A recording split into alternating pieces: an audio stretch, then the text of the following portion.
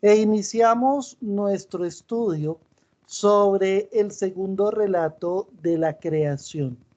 Y en este segundo relato de la creación nos encontramos con algunas cosas importantes. Primero, en este relato no tenemos una división por días.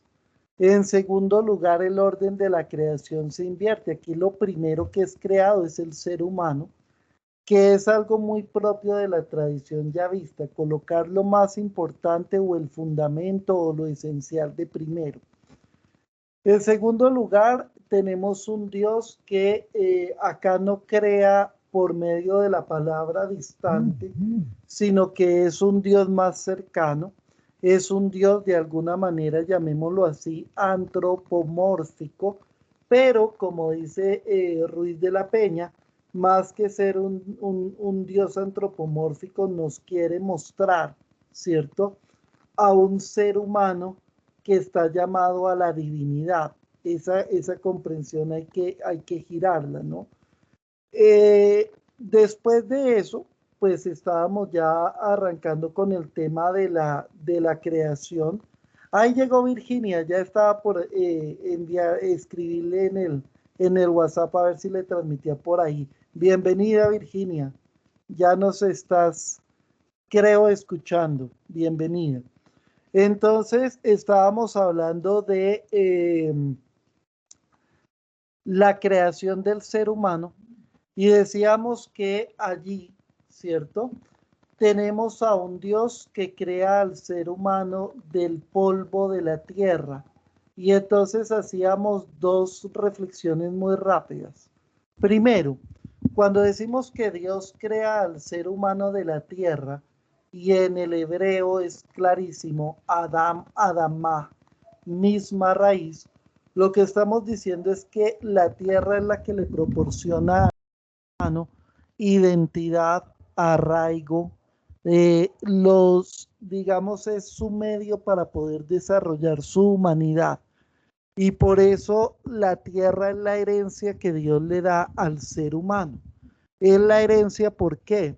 Porque es todo lo que el ser humano necesita para poder desarrollarse y salir adelante. Y por eso perder la tierra es perder la herencia en la Biblia. Y por eso decíamos los fenómenos de desplazamiento son tan terribles porque no es quitar la tierra, es quitar el medio vital, es quitar la identidad, es quitar la historia, es quitar los ancestros, es quitar la raíz, es quitar el medio de subsistencia, es quitar los aprendidos, es quitar el espacio de interrelación. La tierra es fundamental, la tierra nos genera identidad.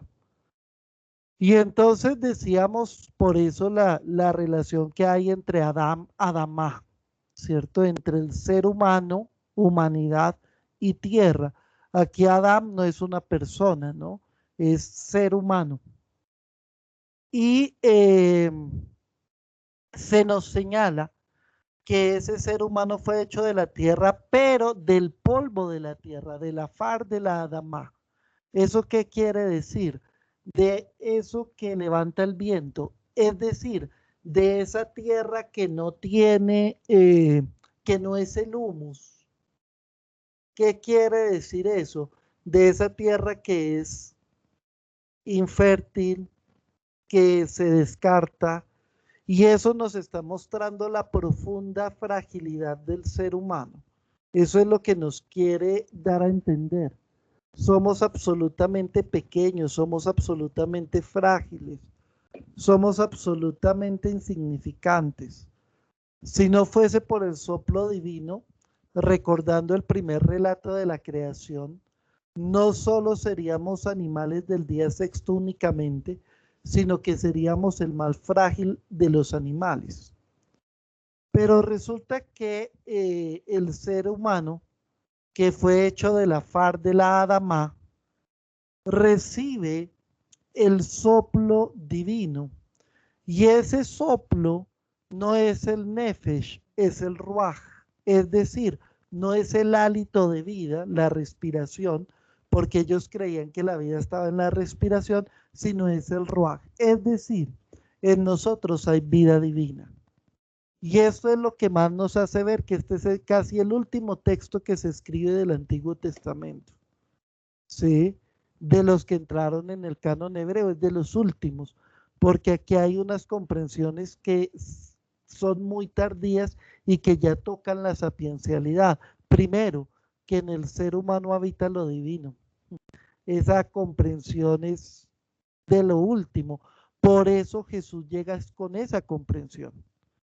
En segundo lugar, pues se nos está señalando algo muy profundo, y es que la dignidad del ser humano radica justamente en la participación del ser divino. Y eso, digamos que es una explicación al tema de la imagen, y me acordé que nos hace falta Luz Helena, ¿sí? Porque ella es la que había planteado esa pregunta de la imagen. Y aquí hay una explicación más profunda de por qué somos imagen. Y aquí encontramos la argumentación de lo que yo les había explicado en el primer relato de la creación. Somos imagen porque en nosotros hay vida divina. El mismo texto lo está ampliando y explicando y profundizando. En nosotros está el ruaj. ¿De acuerdo? Y resulta que allí, después de que crea al ser humano, entonces Dios hace un jardín del Edén. Y ese jardín del Edén realmente está haciendo alusión a un mito cananeo, que es el escrito tal vez más antiguo de la humanidad, que es el mito de Gilgamesh, y que pues de pronto algunos de ustedes inquietos buscaron y miraron y se dieron cuenta, pues el mito de Gilgamesh en qué consiste, ¿no? Que se los explicaba la clase anterior. Y ahí aparece el mortalidad, y aparece el árbol de la vida, y aparece el diluvio, y aparece el arca, y aparece la serpiente, y todos esos elementos. Entonces, esos elementos son de la mitología cananea. La Biblia los retoma y lo que hace es hacer una relectura del mito, cambiándole muchas cosas profundas, pero lo que hace es retomar el mito, ¿de acuerdo? Y lo señalo justamente porque no lo podemos tomar como un texto histórico. Como texto histórico sería un poco, además, absurdo. Una serpiente que habla, una serpiente que vuela. No, estamos hablando de un trasfondo mitológico, ¿de acuerdo? Y de una resignificación de esa mitología. Y entonces allí se nos habla del árbol de la vida, y yo les decía que en exégesis hay varias interpretaciones del árbol de la vida. El padre Baena, por ejemplo, habla de la violencia, eh, pero realmente no le he encontrado una profundidad fuerte a esa hipótesis o teoría. Eh, La otra y la más sencilla, y es por las que se mueven todos los exégetas, es no le demos vuelta. El árbol de la vida representa la vida después de la muerte. Y si nosotros comprendemos que este texto ya está tocando elementos sapienciales, pues sabemos que ya para el momento de la sapiencialidad empiezan a plantearse la posibilidad de la vida después de la muerte.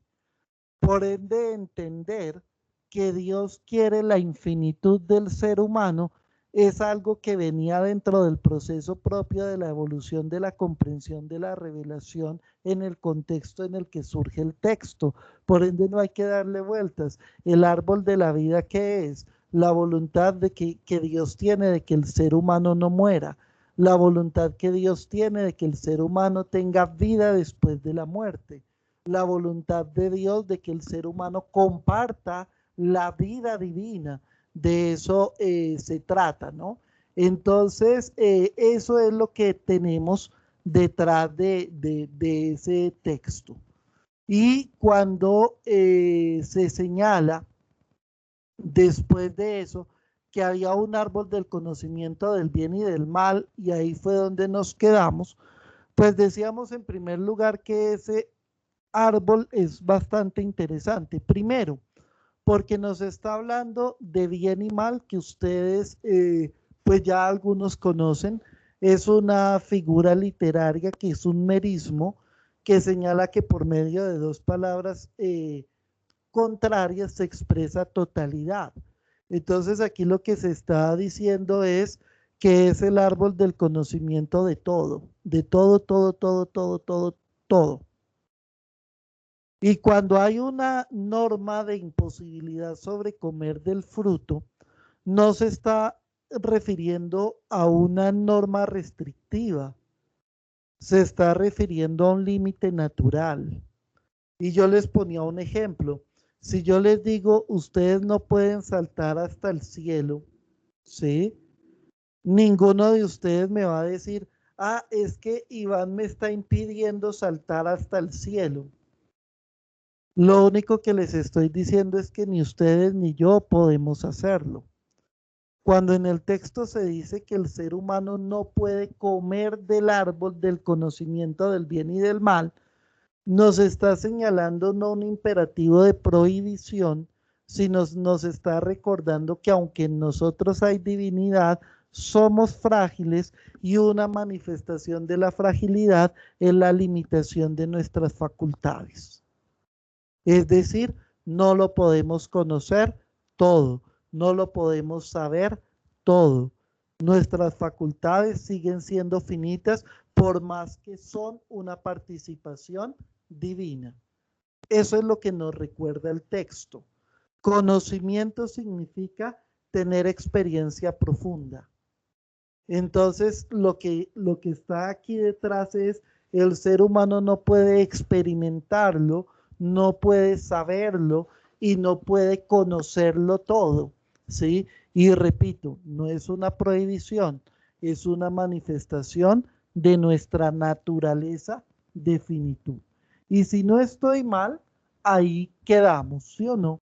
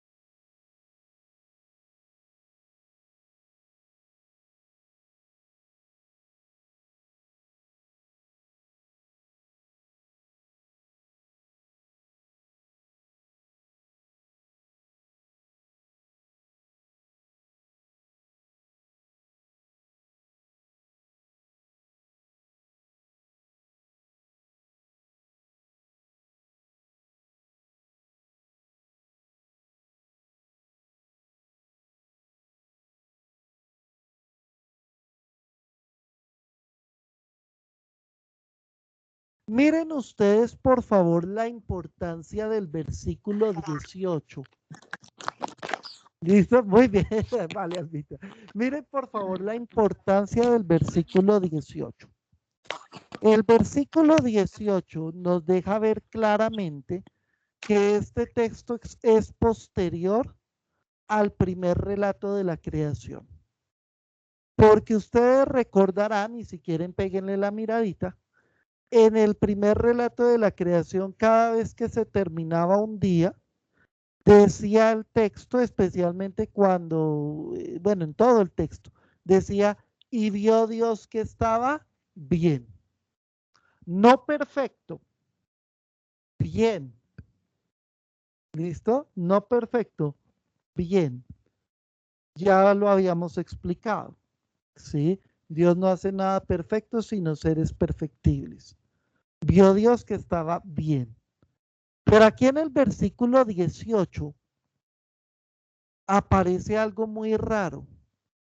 Se dijo luego Yahvé, Dios, no es bueno que el hombre esté solo. Y aquí quiero señalar algunas cosas que me parece importantes. En primer lugar, en la teología se habla de algo que se ha denominado la soledad originaria. Y esa soledad originaria es muy profunda, es muy importante. ¿Por qué? Porque la soledad es la que nos posibilita después entrar en relación. Y desde ese punto de vista, la soledad no es mala, lo malo es permanecer en la soledad. ¿A qué me refiero con eso? El ser humano necesita de sus espacios, necesita de la interioridad, necesita de sus espacios personales, porque es en el silencio, porque es en la reflexión profunda, porque es en la soledad originaria, porque es en la crisis que a veces se nos va generando en la vida, en donde el ser humano puede crecer, en donde el ser humano puede desarrollarse, en donde el ser humano puede confrontarse, en donde el ser humano puede hacerse más fuerte y en donde el ser humano se prepara para entrar en relación. Hoy les estaba diciendo a mis estudiantes algo que algunos de ustedes ya me han escuchado, ¿no? Y hoy estaba hablándoles de la dimensión afectiva. Y les decía que uno no se mete en una relación para ser feliz. Uno se mete en una relación para compartir su felicidad con alguien más. Eso quiere decir que el trabajo que tenemos que hacer en nosotros mismos es profundo. Eso quiere decir que la soledad es la que nos permite, ¿cierto?, prepararnos para poder entrar en las relaciones profundas. Entonces ese tema de la soledad originaria no es algo menor. Cada cosa está puesta en el texto con un significado profundo. El ser humano estaba solo y al estar solo se prepara para entrar en relación y no es bueno que permanezca solo, pero si no hay soledad previa, no hay posibilidad de relación profunda. Esto es muy tremendo. Si no nos conocemos, si no nos reconocemos, si no nos valoramos, si no nos amamos, si no nos confrontamos, si no nos construimos, no tenemos herramientas para poder entrar en una relación profunda. Ahora, el ser humano está llamado a la relación. Ya decíamos el por qué. Porque somos espíritu y espíritu es ser en otro, salir de nosotros para entregarnos a otro. Pero si no tengo que entregar, ¿a qué salgo? Si no me conozco, ¿a qué salgo? Si no me confronto, ¿cómo salgo? ¿Voy a salir bien o voy a salir mal? Esto es muy profundo, teológica, espiritual, antropológica, psicológicamente. Esto es muy profundo. ¿Sí? Y ahí es cuando yo en otros ámbitos hablo del tema del capricho y del querer y del amar. Eso está relacionado es con esto. Mientras no tengamos esos espacios de soledad originaria profunda, vamos a reclamarle a los demás lo que nosotros debemos darnos a nosotros mismos y ahí es cuando caemos en el capricho y en la inestabilidad emocional. El problema no está en buscar la felicidad, eso nos hace ser seres humanos. El lío está es en dónde lo buscamos y a quién se lo reclamamos. Ahí es donde está el problema. ¿Sí? Ahí vamos en espiritualidad, ahí vamos en espiritualidad, con un enfoque distinto, pero van muy de la mano. ¿Sí? El problema no está en querer plenitud, el problema está en dónde buscamos la plenitud. Entonces, ahí es donde está el lío. Entonces, como el ser humano fue creado para trascender porque es espíritu, no puede quedarse en la soledad, pero sin la soledad no puede desarrollar su espíritu. Me hago entender con esto. O sea, si no tenemos los espacios para estar con nosotros mismos, si no nos amamos a nosotros mismos, si no nos conocemos a nosotros mismos, si no nos reconocemos a nosotros mismos, si no nos asumimos a nosotros mismos, pues no estamos capacitados para entrar en relaciones profundas. Pero no es bueno que nos quedemos en esa soledad porque fuimos hechos para la trascendencia. Y entonces dice el texto, voy a hacerle una ayuda adecuada, dice la traducción de la Biblia de Jerusalén. Dicen otras traducciones, ustedes la ven acá, ¿sí? Voy a hacerle el auxiliar que le corresponde, ¿sí? Voy a hacer esa traducción, está como fea, voy a hacerle una ayuda adecuada, esta es la de Jerusalén, ¿sí? Voy a hacerle una semejante a él, interesante traducción. Y aquí hay algo interesante antes, me lo salté, pero bueno, paciencia porque quiero ir a lo esencial. Resulta que dice el texto, bueno, nos sigue a continuación. Voy a buscarle una ayuda adecuada. Aquí quiero que profundicemos en algo. Una ayuda adecuada. ¿Qué es una ayuda adecuada?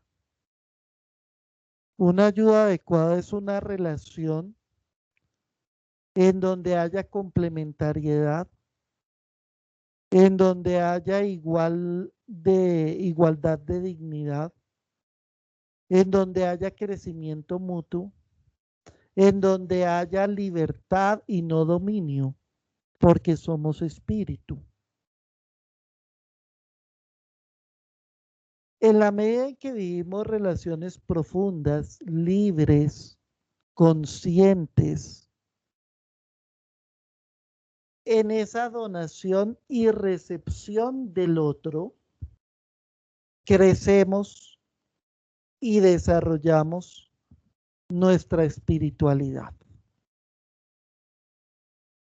Pero cuando hay relación de dominio, cuando hay relación de sometimiento, cuando hay relación de espejo, no hay posibilidad de construcción de la espiritualidad.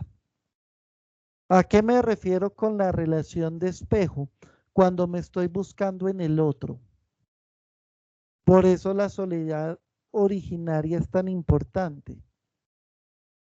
Porque cuando yo salgo a la relación con el otro, no me puedo estar buscando a mí mismo. Buscando mi felicidad, no puedo estar buscando mi plenitud, no puedo estar buscando lo que me hace falta, no puedo estar buscando una seguridad para mis miedos, porque ahí estoy es utilizando al otro para seguirme eh, quedando en mi egoísmo originario. Y ese tipo de relación nunca funciona, no nos permite desarrollarnos. Por eso cuando Dios dice en el texto, no es bueno que el hombre esté solo, vamos a hacerle una ayuda adecuada. Y entonces Dios empieza a probar, ¿no? Esto es interesante, porque es un Dios que no se las sabe todas, ¿sí? Es un Dios que va asumiendo la historia y va construyendo en la historia una historia de salvación. Eso es algo muy interesante. Es un Dios de ensayo-error, mírenlo ustedes en el texto. La tradición ya vista en eso es hermosísimo, un Dios que se arrepiente, un Dios que ensaya, un Dios que se deja sorprender, un Dios que se conmueve. Eso es muy profundo. Y entonces acá Dios dice, listo, vamos a buscarle una ayuda oportuna a ver, a la humanidad. Vamos a ver, a este ser humano, ¿sí? Vamos a buscarle una ayuda oportuna. Y entonces resulta que lo primero que empieza a crear es a los animales. Y se las presenta al ser humano para que el ser humano les coloque nombre. En la Biblia, nominar significa someter, tener dominio sobre. ¿De acuerdo? Eso es lo que significa en la Biblia nominar, tener dominio sobre. Eso es muy interesante para entender muchos textos bíblicos. El de Moisés. Nosotros decimos, el nombre de Dios es Yahvé. No, Yahvé no es un nombre. Dios se hace el bobo cuando le responde. ¿Sí? Moisés muy pilo en el texto. Llega y le dice, bueno, y cuando me pregunten quién me envía, a ver, ¿qué voy a decir? Dígame su nombre, ¿cierto? Y Dios le responde con una evasiva, yo soy el que estoy, mi nombre no se lo doy por nada del mundo. ¿Por qué? Porque nominar significa tener dominio sobre en la Biblia. Por eso quien coloca el nombre a Jesús en el Evangelio de Mateo es José, para señalar que tenía dominio como padre en una sociedad patriarcal sobre Jesús. Nominar es fundamental. Nominar es tener dominio sobre. Y entonces resulta que el ser humano nomina a los animales. ¿Por qué? Porque en la relación con los demás seres, el ser humano no tiene una relación de construcción mutua, sino que tiene una relación de dominio y sometimiento. Lo cual no es del todo bueno, porque en realidad nosotros no debemos ser los que dominan, sino los que administran, cuidan, ¿cierto? El medio vital que Dios nos dio. Pero frente a las otras especies y frente a las cosas y demás, el ser humano tiene una relación o le surge una relación de dominio. Por eso nomina. Pero resulta que con la ayuda oportuna no la va a nominar. Quien le coloca el nombre es Dios. ¿Por qué? Porque en la ayuda oportuna no puede haber relación de dominio. Tiene que haber relación de libertad. Tiene que haber relación de complementariedad. Tiene que haber relación de amor, que es la única relación espiritual posible. Ojo que lo que estoy diciendo es muy profundo. Es la única relación espiritual posible. La relación de espíritus es una relación de libertad y por ende es una relación de amor. La relación con las cosas es una relación de dominio. Y por eso en la relación con las cosas no hay trascendencia. En la relación con otro espíritu sí hay trascendencia, porque lo que existe es amor y libertad. Ahora bien, el hombre pues puso nombre a todos los ganados, a las aves del cielo, a todos los animales del campo, mas para el hombre Dios no encontró ayuda oportuna. No la encontró, porque no había libertad, porque no había complementariedad, porque no había relación espiritual. María Efi, adelante. Profe, soy Maribel, ¿cómo estás? Estoy aquí con el recibiendo la clase. Hola Maribel, muy bien. Profe, es que no alcanzaba a llegar a la casa. Bueno, quería preguntarle algo de lo que estaba explicando ahorita. Entiendo que el ser humano nomina a los animales, fue lo que ya entendimos, y que los domina es porque para tener como un sometimiento sobre ellos, ¿sí? Correcto. Listo. Pero cuando dice, la parte que no le entendí es cuando dijo, y con los demás le surge una relación de dominio. O sea, no entendí eso porque entiendo que con los demás es fuera de los animales, es como dijo, las cosas, las personas, pero entonces ahí no entendí qué quiso decir. Mejor dicho, no entendí ese Bien, pedazo. bien Maribel, muy bien. Es Pero, decir, con los animales realmente lo que existe es una relación de espejo. Y por eso la gente prefiere los animales y no el ser humano, porque el ser humano nos confronta, porque el ser humano es una ayuda oportuna. Ya vamos a ver en qué consiste eso. Entonces preferimos el animalito que cuando estamos tristes baja la cola y cuando estamos contentos sube la cola y como es un espejo, pues en últimas es una extensión de nosotros mismos y ahí no hay ninguna ayuda oportuna porque no hay ninguna complementariedad. ¿Sí? Con los animales y con las cosas tenemos relación de dominio, por eso las nominamos en la Biblia.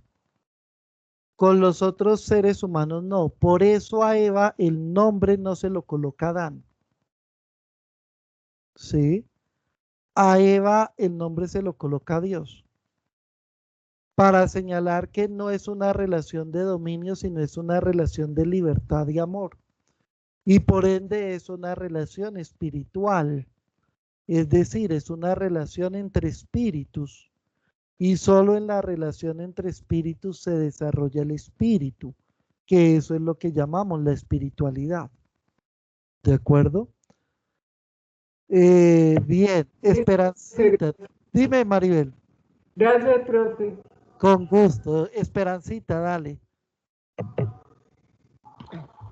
Ivancito, pues digamos en el sentido de que, digamos, de Dios para el hombre, ahí sí no debe darse, digamos, un nombre, darle esa identidad. Pero en la Biblia también, cuando se le da el nombre a alguien, lo que yo tengo en mi entendido es que precisamente hay una relación de afecto o que realmente me importa. Jesús cuando o en la Biblia se nombra el nombre, es porque esa persona es especial. Cuando no se nombra, sino que fue un ciego que por ejemplo, se hizo el milagro, pero cuando se da el nombre es porque realmente ese ser, ese individuo es importante. Pues Juancito, Bien, acuérdese que ahí hay dos cosas para señalar. Lo primero es que una cosa es que nos coloquen un nombre en el texto para señalar efectivamente la importancia de esa persona dentro de la trama de la revelación. Pero otra cosa es nominar en el sentido de colocarle un nombre. ¿De acuerdo? Y de hecho ustedes miren, no me quiero meter a profundizar allí, pero la mayoría de los nombres de los personajes bíblicos, ¿cierto? Son dados por Dios mismo, ¿sí?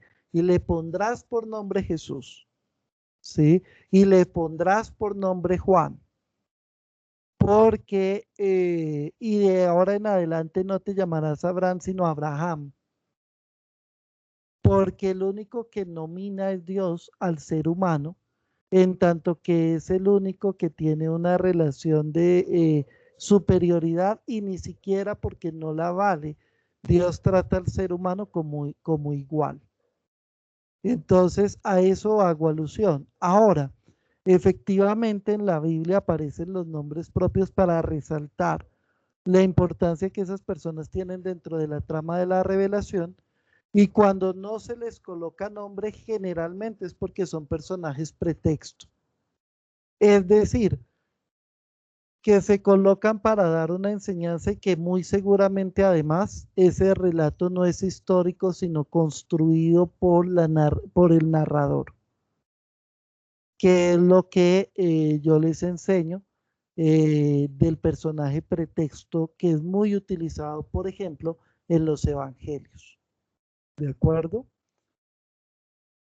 Bien. Continúo. Gracias. No, con gusto, Esperancita, con gusto, con gusto. Iván, tengo una pregunta. Pregunta, Virginia, muy bien. Si para los judíos esto era comprensible, ellos sabían por qué Dios le había puesto a la mujer el nombre de Eva, porque significaba que era igual a él. Porque después se asume esa actitud dentro de los textos bíblicos de no respeto hacia la mujer. O sea, casi en todos los textos del Antiguo Testamento uno ve que el hombre se siente superior a la mujer en efecto así la trata, la aísla de muchas cosas, no le permite hacer cosas, o sea, es como si como si ella fuera algo inferior y ellos tuvieran como que enseñarla, corregirla, ponerla a hacer cosas diferentes a lo que ellos hacían. Correcto. Porque esa comprensión, si en el texto se habla de igualdad. Por dos razones.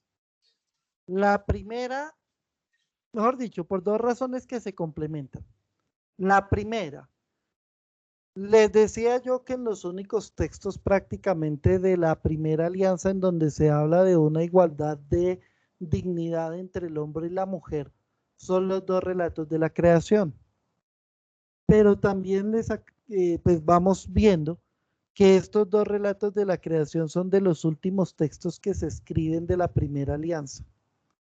Eso quiere decir que esa comprensión de igualdad de dignidad no era algo que se comprendía desde el primer momento, sino que fue algo a lo que se llegó después de muchos años de reflexión profunda y gracias también a las corrientes, por ejemplo, de la sapiencialidad.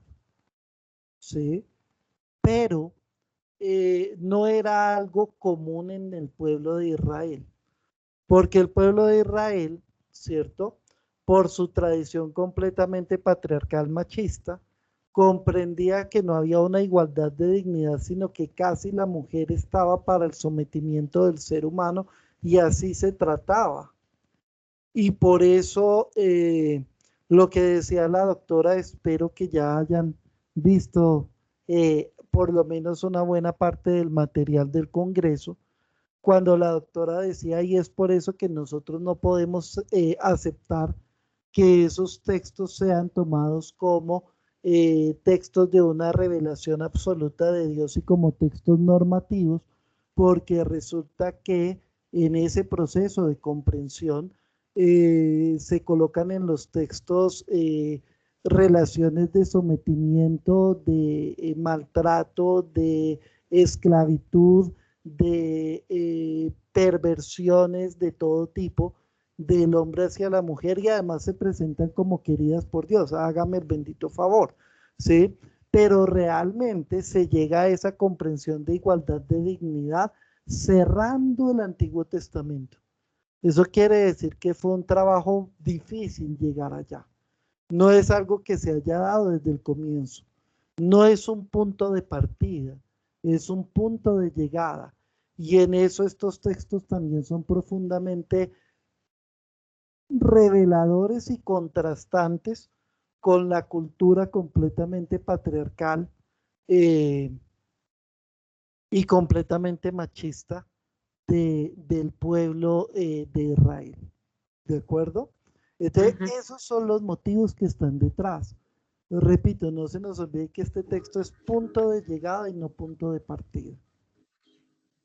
Y podemos ahora sí comprender que Jesús es el hijo de todo un desarrollo de la revelación.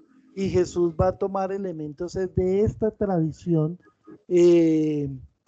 sapiencial y profética, ¿cierto?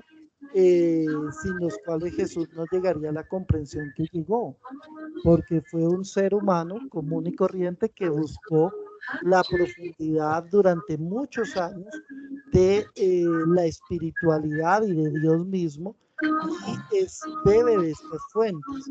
Y por eso Jesús también va a luchar por la dignificación de la mujer, todavía en un contexto machista, pero esto Jesús lo saca justamente de ya estos puntos de llegada de la comprensión de heterotextualidad. Muy bien. Entonces vamos a continuar, ¿listo? Vamos bien, vamos bien, vamos bien. Entonces yo aquí voy a... Listo. Muy bien.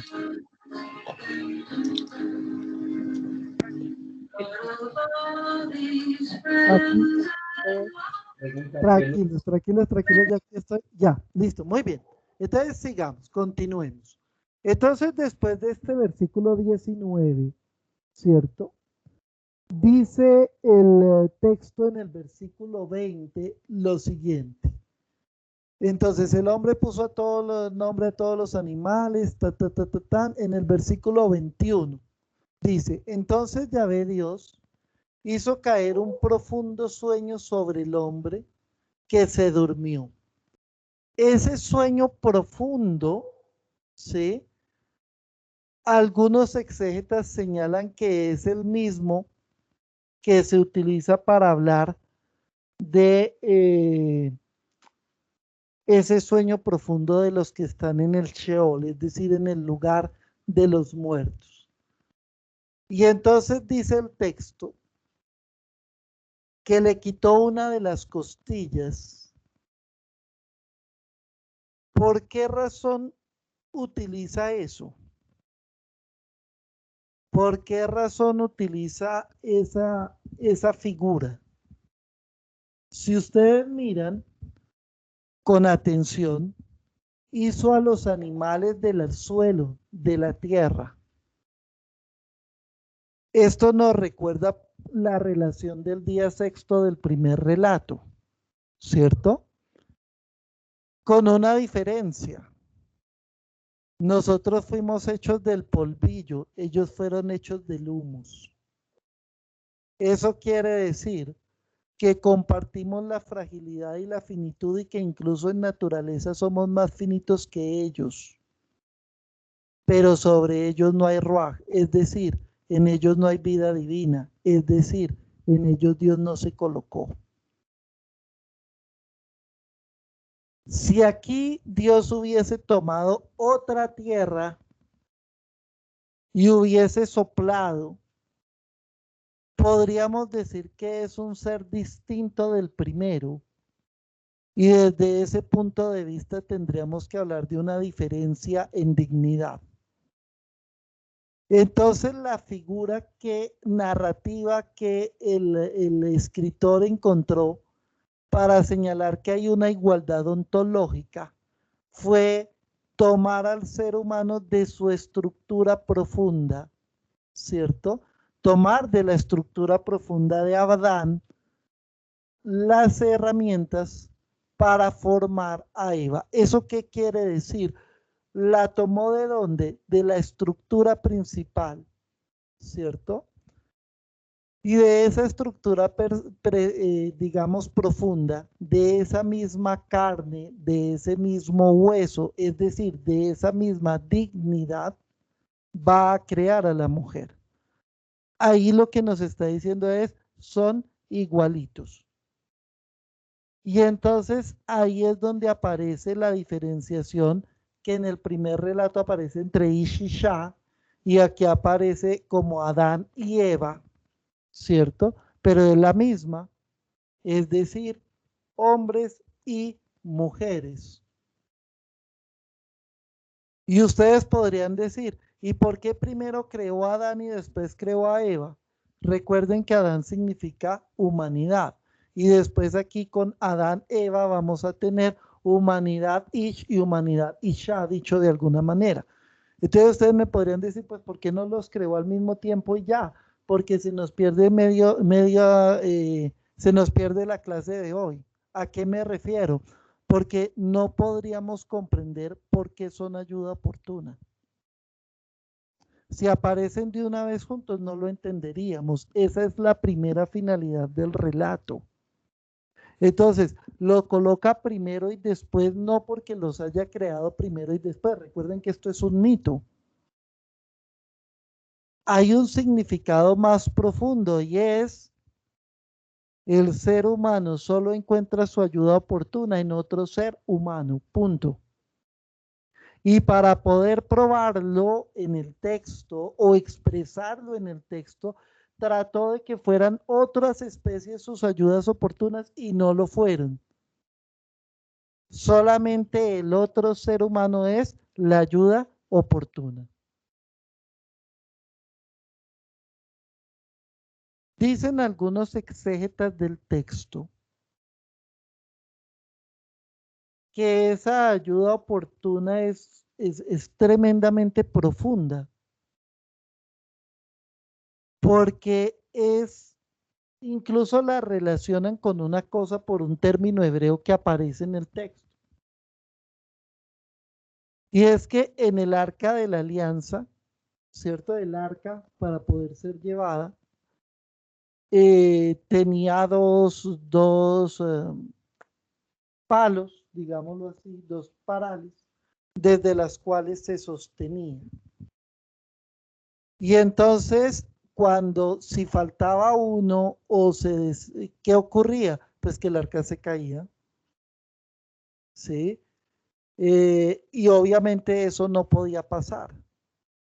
Entonces, esa otra paral, ¿cierto? Era la ayuda oportuna, es decir, es lo que equilibraba, es lo que permitía el desarrollo, es lo que permitía el equilibrio, es lo que permitía la estabilidad, es lo que permitía un crecimiento real. Entonces, cuando aquí el texto nos está diciendo que el otro ser humano es la ayuda oportuna, ¿sí? Lo que nos está diciendo es que sin el otro ser humano, el ser humano no podría desarrollar su ser y no podría recibir a otro ser profundamente digno que también lo confronta, que también se desarrolla en él. Y desde ese punto de vista, el ser humano no podría ser humano, se caería. No solo andaría chueco, se caería. No sería humano, no sería humano. Entonces, esta enseñanza es tremendamente profunda en el texto y en los términos hebreos. Este texto, desde los términos hebreos, es una nota. Y vamos a seguir con eso, ¿no? Adam, Adama, Afar, Ish, Isha. Y ahorita ya nos vamos a meter con Arum, Arumín, ¿sí? En el hebreo tienen una fuerza enorme. Entonces aquí pilas. La ayuda Profe, oportuna es otro ser humano. Dime, John. pues me imagino que para poder haber llegado a esta interpretación, tuvieron que haber pasado muchas interpretaciones más, ¿no? O sea, tuvieron que haberse debatido muchas y pronto escoger este tipo de interpretación, o fue alguien que dijo, esta es la más lógica y coherente y todo el mundo aceptó. ¿Cómo sería la cosa ahí? Mira, en realidad esto viene del estudio bíblico profundo. Y ahí, tendría que hacer una historia larga, pero cuando se empezaron a hacer los estudios de la Biblia, gracias a que nos dijeron es un libro que puede ser interpretado y estudiado, y lo empezaron a leer como un libro, y lo empezaron a estudiar desde allí, pues hay muchas aproximaciones históricas, contextuales, literarias, desde la filología, desde la arqueología, desde la historia, desde muchas aproximaciones, que fueron construyendo interpretaciones sólidas, profundas y en realidad en corto tiempo.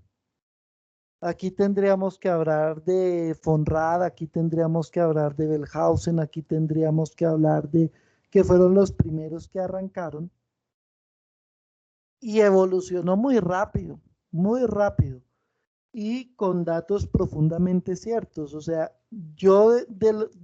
los que me conocen de más tiempito saben que cuando yo digo algo mío, yo digo esto es mío. Mientras yo no diga esto es mío, estoy haciéndoles una citación de cantidad de autores. Y si ustedes miran hasta el momento en esta clase, todavía no he dicho esto es mío. ¿Sí? Todavía no. Sí voy a decirlo, pero todavía no he dicho esto es mío. ¿Sí? Porque aquí están maestros desde von Rad, pasando por Brett, pasando por Wellhausen, pasando por Bullman, pasando, y ahorita pues los recientes, ¿no? Ruiz de la Peña, Sicré, Alonso Shekel, etcétera, etcétera, etcétera, etcétera, etcétera. Entonces, aquí hay es un estudio profundo que se fue consolidando con, digamos, un desarrollo completamente probado, no probable sino probado, desde el punto de vista de la interpretación de los textos antiguos, desde el punto de vista de la literatura, desde el punto de vista de la historia. Por eso hablamos de Gilgamesh, de Astrahasis, de los mitos que están detrás. Entonces, esta es una construcción de años de estudios, ¿sí?, de grandes maestros y que han llegado a unas conclusiones tan sólidas que son irrefutables hasta el momento. Y en donde los exégetas y los estudiosos pues ya han coincidido y seguimos encontrando cosas nuevas y seguimos generando otras interpretaciones, pero ya hay una raíz muy sólida que es la que hasta el momento les voy compartiendo. Miren.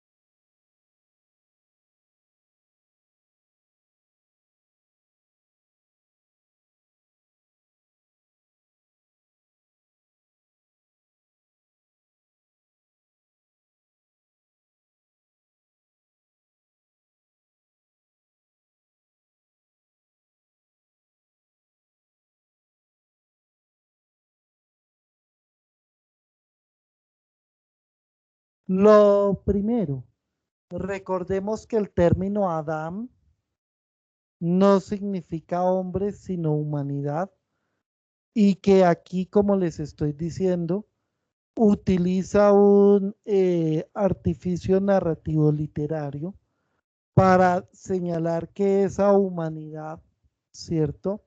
Solo encuentra su ayuda oportuna en la humanidad misma, en sus dos manifestaciones desde el punto de vista de sexo, que es todos los hombres y todas las mujeres, ¿sí?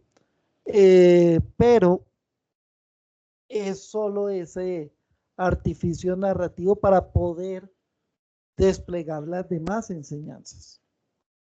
Y eso ya había sido utilizado en el primer relato. Dios creó a Adán, ¿cierto? A imagen de Dios los creó. Ish y Shah los creó. Miren que ahí el término es preciso, ¿no? Dios creó a Adán a su imagen y semejanza. A imagen de Dios lo creó. Ish y Shah lo creó. Adán es humanidad. Y después se hace la especificación de que la humanidad, tanto hombres como mujeres, tienen la misma dignidad. Aquí en el relato ocurre exactamente lo mismo. Ese Adán inicial no está haciendo alusión al varón solamente, está haciendo alusión a la humanidad completa como participación de la divinidad. Pero para poder explicar que ese ser humano solo encuentra su relación espiritual con otro ser humano y con Dios, utiliza toda la estrategia y la trama narrativa para señalar que ningún otro ser puede encontrar la ayuda oportuna porque no se da una relación entre espíritus y por ende se da una relación de dominio. La única relación entre espíritus se da entre seres humanos. Y ahí es donde hace la diferenciación entre Ish y Shah, para que lo entendamos, Adán y Eva, pero es solo ese artificio narrativo, lo primero. Lo segundo, hay una mitología y hay una simbología que tenemos que comprender. Cuando en el texto nos dice que el hombre fue tomado que Dios tomó al hombre y lo durmió y tomó la costilla y de la costilla sacó a la mujer, no nos está diciendo que la mujer salió de la costilla, ¿sí? Es un símbolo. ¿Para qué? Para señalar que tiene la misma estructura ontológica desde el punto de vista, si quieren, filosófico. Es decir, que su identidad y su composición es exactamente la misma. Por lo que ya expliqué, porque si agarra otro pedacito de tierra y lo sopla distinto, alguien podría decir, pero son seres distintos y no tienen la misma dignidad. Entonces el texto quiere evitar esas interpretaciones y por eso señala de la misma carne, del mismo hueso, de la misma composición, de la misma estructura, con la misma dignidad, pero es un símbolo. Así como no venimos del barro, porque es un símbolo, tampoco la mujer viene de la costilla porque es un símbolo, ¿de acuerdo? Y es un símbolo interesante, porque en últimas lo que estamos diciendo es, todos venimos del barro, todos venimos del soplo divino y tenemos la misma carne y el mismo hueso, es decir, la igualdad de dignidad. Eso es lo que el texto quiso comunicar. Obviamente lo hace dentro de una tradición patriarcal y si coloca pues al hombre saliendo de la costilla de el primer Adán y dice que el primer Adán entonces se va y se arma la grande, ¿sí? Pero el texto hay que entenderlo desde su contexto y con el mensaje que quiere transmitir. Ahora, cuando tú señalas que el Dios Padre Madre, ustedes saben muy bien que yo soy de los que más insisto en esa manifestación de Dios Padre Madre. Y ahorita en En espiritualidad le estoy diciendo, y no es padre, madre, es amante, no se preocupen. ¿Sí? Padre, madre son simbolismos, ¿sí? Que van más allá de masculinidad o feminidad. Padre, madre son símbolos. Y efectivamente en la Biblia vamos a ver a un Dios que es padre, madre como símbolos de lo que es Dios. Un Dios, esto es hermosísimo, ¿no? Un Dios que ama con un amor entrañable. Obviamente es símbolo. ¿Por qué Dios literalmente no puede ser ni padre ni madre? Porque no es sexuado, punto. ¿Sí? Si es espíritu puro y así lo entendemos, no tiene sexo. Si no tiene sexo, ni es hombre ni es mujer. Es espíritu, ¿cierto? Y nosotros lo interpretamos desde las comprensiones de las relaciones más profundas que tenemos. ¿Cuáles eran las relaciones más profundas en el mundo judío? La paternidad y la maternidad. Por eso yo les decía en didáctica de la pastoral, pregúntenle a las personas cuál es su mayor manifestación de amor y díganle, Dios es como eso. Es decir, imagínense diciéndole a alguien, Dios es padre y tiene la experiencia de un padre que lo violó. Pues no aplica, ¿no? Va a salir corriendo.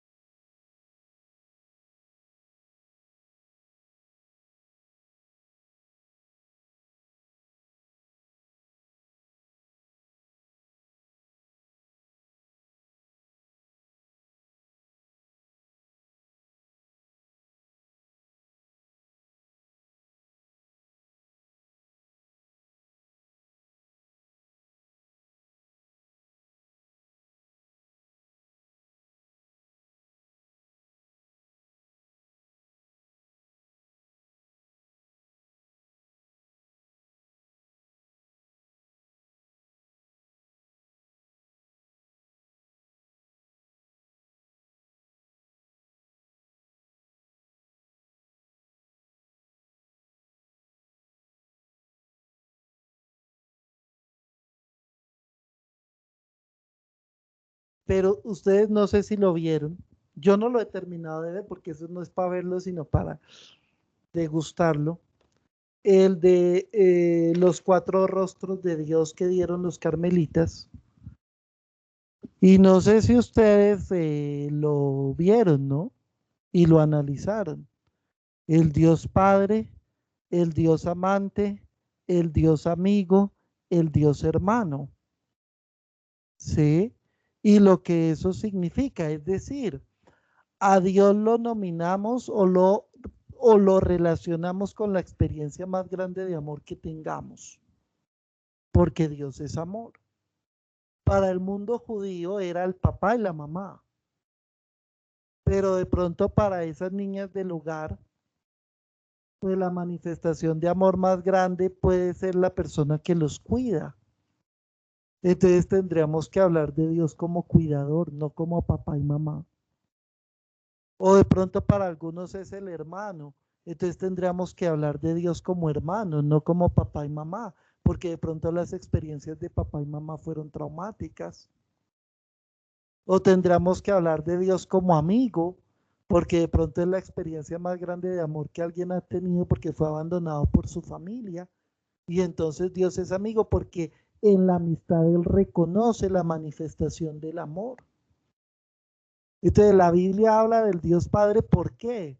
Porque en el mundo judío el Padre era el que, 2 puntos, enseñaba, protegía, proveía y cuidaba. ¿Quién formaba al niño en el mundo judío? El papá. ¿Quién le enseñaba la fe al niño? El papá. ¿Quién le enseñaba la profesión al niño? El papá. ¿Quién enseñaba casi que a caminar a los niños? Los papás. Los papás eran los que tenían a cargo la educación de los hijos. La mamá tenía una función más eh, diferente de la alimentación, de la comida, del cuidado de la casa, del tejido, de muchas cosas más, pero la educación directa estaba a cargo del papá. Por eso cuando a nosotros en la Biblia nos dicen que Dios es Padre, por eso cuando Jesús dice que Dios es Padre, lo está diciendo es porque en su contexto judío, el papá era el que enseñaba, el que educaba, el que cuidaba, el que proveía, el que protegía, el que enseñaba la fe, el que enseñaba la profesión, el que transfería la identidad, porque era una cultura patriarcal. Entonces, ¿qué era el papá? La manifestación más grande del amor. ¿Qué era la mamá? La otra manifestación más grande del amor en ternura, en cuidado, en protección de cuidado. El amor entrañable, ¿cierto? Y en la Biblia se utilizan las dos. ¿Puede una madre acaso olvidarse del hijo de sus entrañas? Pues aunque una madre se olvidara, cosa que en la cultura judía era impensable, yo no te olvidaré porque tú eres el hijo de mis entrañas. Un Dios con útero es un simbolismo de lo que es el amor de Dios, ¿cierto? Entonces toma las relaciones profundas del contexto para tratar desde esas relaciones profundas de explicarnos cómo es el amor de Dios. Ahora sí me hago comprender más cuando en didáctica de la pastoral les decía eso, pregúntenle a las personas con las que trabajan cuál es la manifestación de Dios, del amor más grande que han tenido en la vida y preséntenle a Dios desde ahí. Entonces Dios es el parcero, que eso no es mío, ¿no? Eso es de Cortés, que ustedes vieron el libro de Cortés, ¿no? Un Dios llamado Abba, ¿sí? Entonces, eso es lo que él propone y eso es lo que la Biblia hizo, ¿sí? Por eso la Biblia habla de papá y mamá y esos dos atributos se los coloca a Dios, porque son las dos manifestaciones más grandes de amor que tenía un judío y que muchos de nosotros seguimos teniendo, pero pues no todo el mundo y por eso hay que tener cuidado, ¿sí? Vuelvo y repito, en un hogar donde los papás abandonaron a los niños, ir a hablarles de que Dios es papá, primero resignifique la figura de papá, si no, lo que van a hacer es que los pobres le salgan corriendo a Dios, obviamente. Entonces más bien pregúntenles cuál es la manifestación más grande de amor y háblenle a Dios desde ahí, pues eso es más bacano. Porque eso es lo que quiso hacer la Biblia. Entonces, y ya voy con María de Fin, entonces Esperancita, en la Biblia no están colocando a Dios como padre y como, no solo lo colocan como padre, lo colocan también en algunos textos como madre. En Oseas aparece padre y madre. Oseas en eso es grandísimo, ¿sí? Nosotros pensamos que el primero que llamó a Dios Padre fue Jesús. Véanse Oseas capítulo 11 y aparece Padre y aparece Madre. Aparecen los dos, ¿de acuerdo? ¿Y por qué aparece Padre y Madre, pero más relevancia al Padre? Porque era la manifestación más grande de amor que tenían.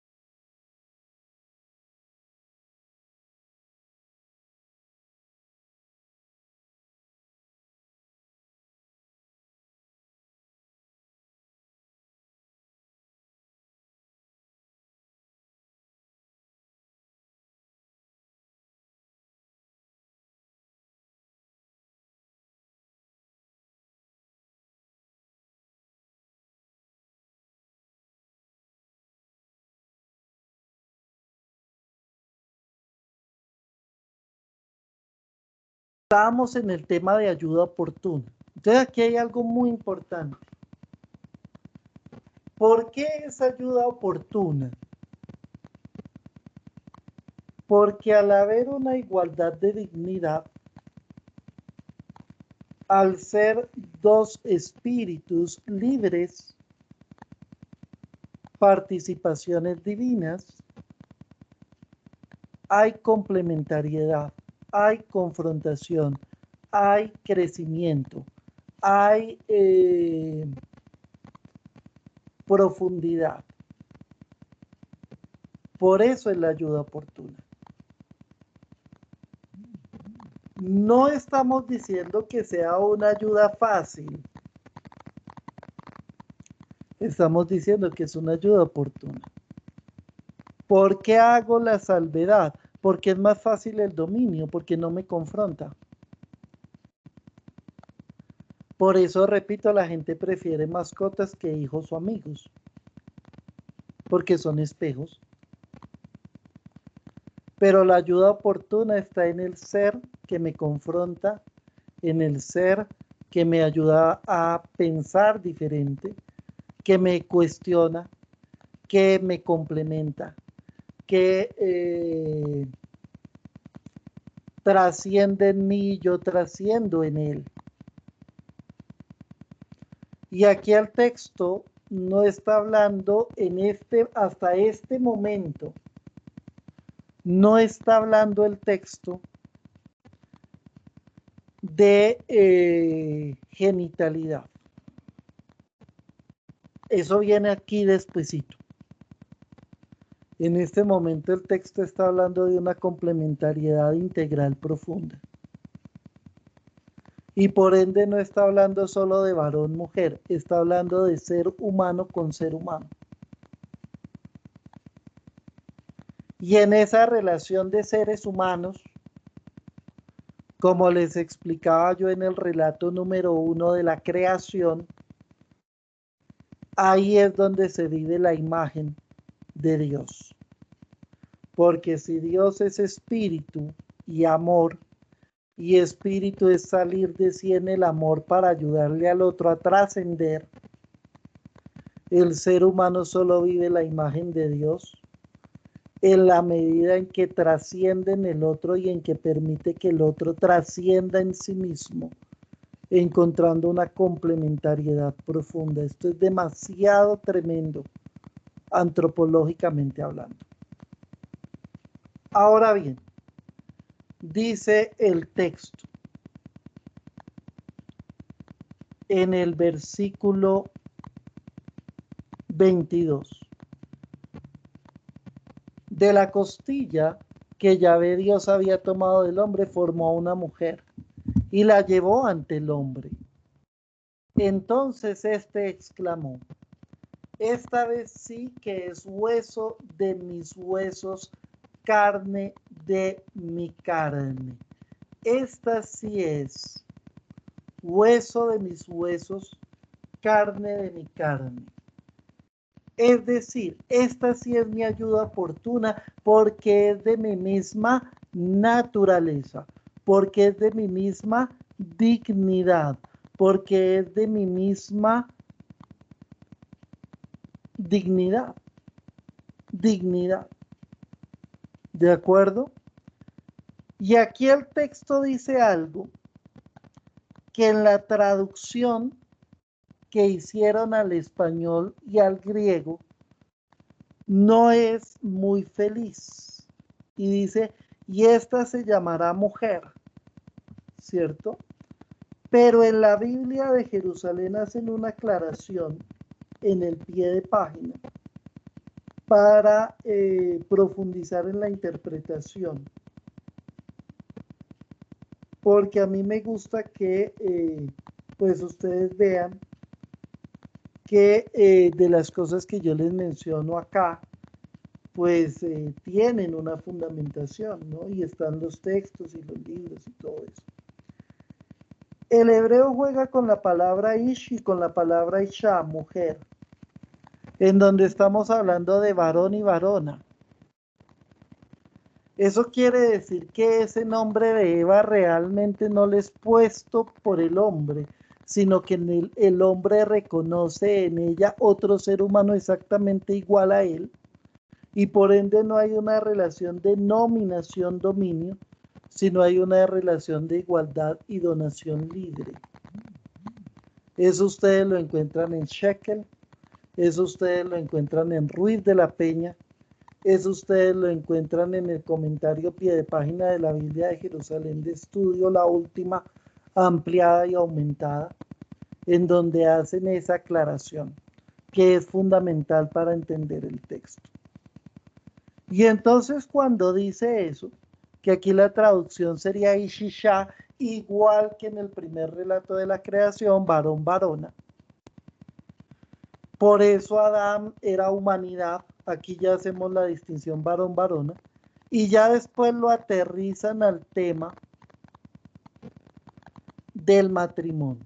Hasta este momento lo aterriza al tema del matrimonio. ¿Por qué? Porque justamente quiere empezar a cuestionar el tema de que en el matrimonio exista una relación de sometimiento y de dominio. Y por eso va a decir, por eso deja el hombre a su padre y a su madre. Y esto tiene un trasfondo muy tenaz, porque para nosotros dejar al padre pues ya es algo normal, ¿sí? En el sentido de que ya forma parte de nuestra cultura, pero en el contexto, y esto fue algo que me encontré hace poco, este texto es fregadísimo.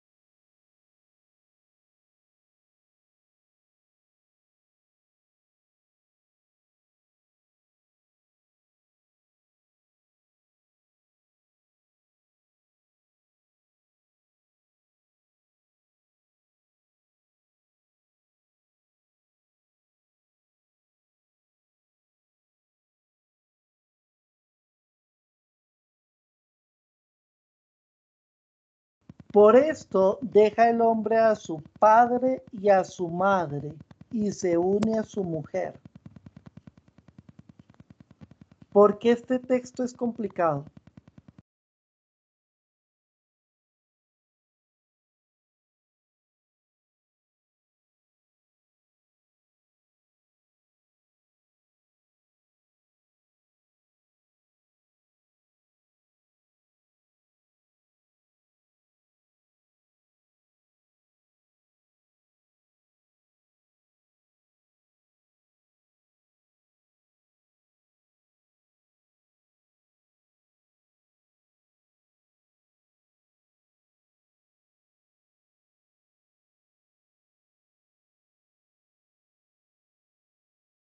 Y es que la estructura patriarcal hace que la persona pertenezca a la casa de, y por ende la mujer, por ejemplo, deja de pertenecer a su familia para entrar a pertenecer a la familia del marido. Y miren que aquí no pasa eso.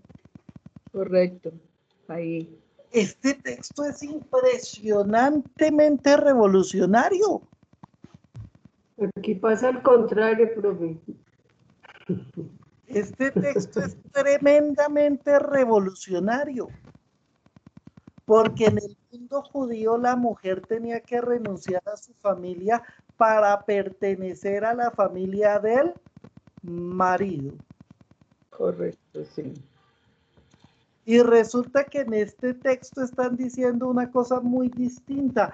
El hombre dejará la casa de su padre y de su madre, les está dando la misma dignidad. Pilas. Eso es impensable en el judaísmo primitivo. Es impensable. Este es del judaísmo tardío, pero tardío casi revolucionario.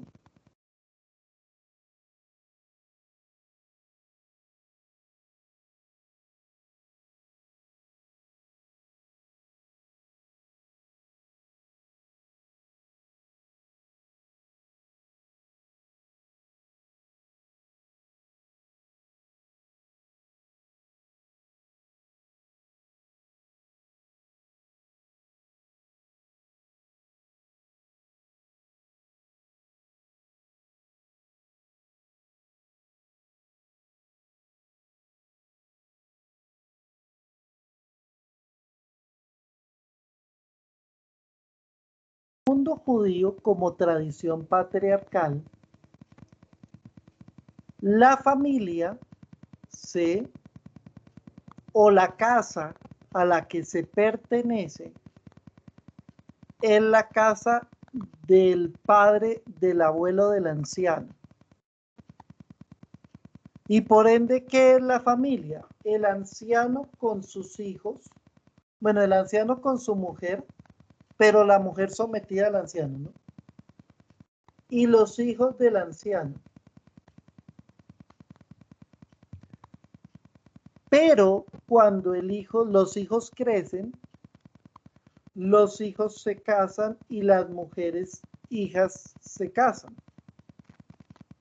Cuando la mujer hija se casa, ya no pertenece a la familia de su padre, pertenece a la familia de su esposo y por ende del padre de su padre. Y las esposas, por ende, de los hijos varones, pasan a formar parte ahora de esta familia patriarcal masculina.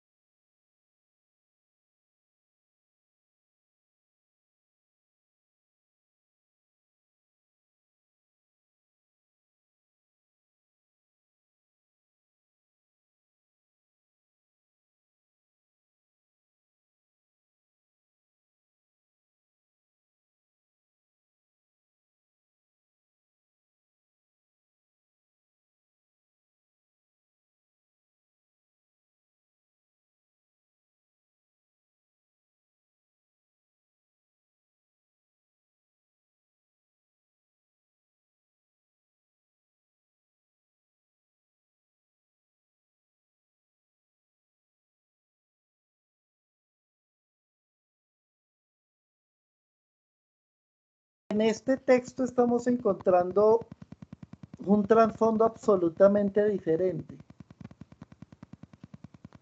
El hijo dejará la casa de su padre y de su madre, ¿sí? Y la gente en esto quiere justificar, ay, sí ve que es que el matrimonio heterosexual, y no, esperen, entendamos el contexto para que miren que el mensaje va por otro lado, y con una profundidad bien tenaz. El hombre, esto viene de los últimos estudios contextuales, estaba ahí pegándole la miradita, yo no me había dado cuenta de ese elemento. El hombre deja la casa de su padre y de su madre. Están exactamente en la misma dignidad, siendo coherentes con el texto. Ya no está hablando de la casa del padre, que era lo propio de la mentalidad judía. Está hablando de la casa del padre y de la madre. Esto ya es absolutamente revolucionario. El hijo está dejando la casa. Eso quiere decir que su esposa ya no es una pertenencia de esa familia. Y como si fuera poco, la está dejando en libertad. Es decir, no fue por un acuerdo previo como ocurría en la cultura judía. Dicho de otra manera, este texto es una patada a la tradición judía, en todo sentido. Y profundamente revelador de lo que verdaderamente es la revelación. La dignificación del hombre, la dignificación de la mujer, la dignificación de las relaciones humanas, la dignificación de la relación de pareja, la dignificación de... que eso sí es la voluntad de Dios. Este texto es una patada a toda la tradición judía, a todo lo que se había considerado querido y amado por Dios. Este texto lo está volviendo naco. Este texto es de los textos más revolucionarios de la escritura. Tan revolucionario como el de Jeremías diciendo en ese templo no habita Dios, que se caiga, que eso no importa.